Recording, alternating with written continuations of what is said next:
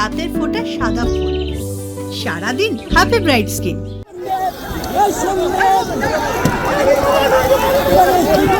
চেষ্টা করবো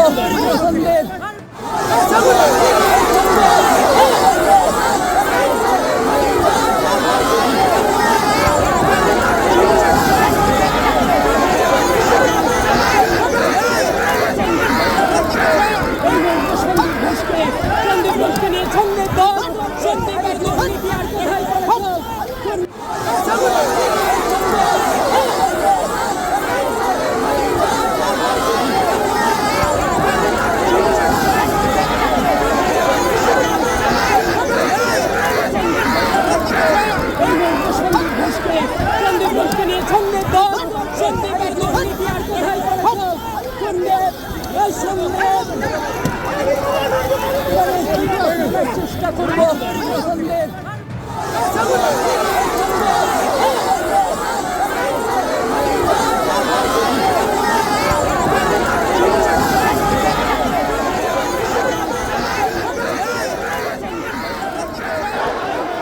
ঘোষবাবু আপনাকে কি ফাঁসানো হয়েছে? ঘোষবাবু আপনাকে কি ফাঁসানো হয়েছে?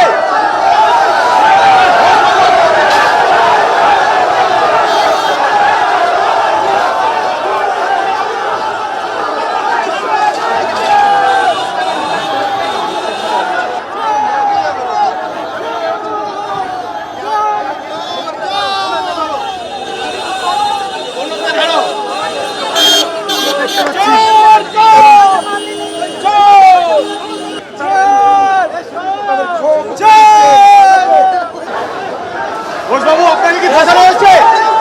ঘোষবাবু আপনাকে কি ফাঁসানো হয়েছে?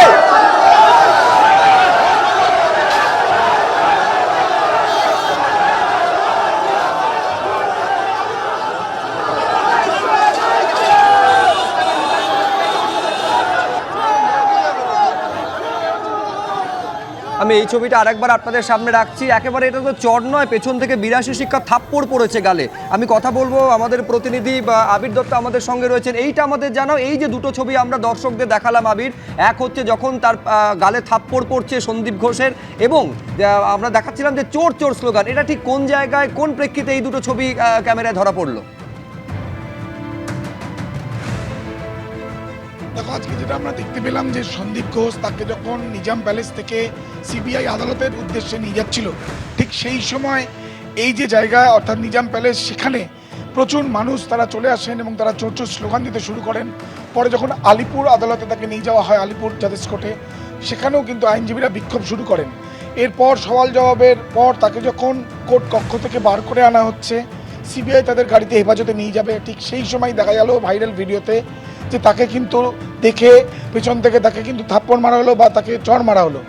এবং এরপর তাকে সেখান থেকে নিয়ে সিবিআই দপ্তরে এসে পৌঁছেছে সিবিআইয়ের আধিকারিকেরা।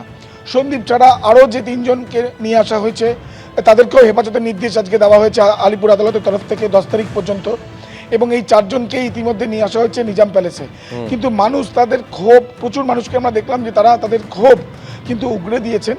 তাদের মধ্যে আইনজীবী রয়েছে, সাধারণ মানুষ যারা এখানে কর্মক্ষেত্রে এসছেন বা সন্দীপ ঘোষকে বের করবে এরকম খবর শুনে তারা এসছেন, তারাও কিন্তু এখানে এসে তাদের ক্ষোভ উগড়েছেন চোর চোর স্লোগান বলে।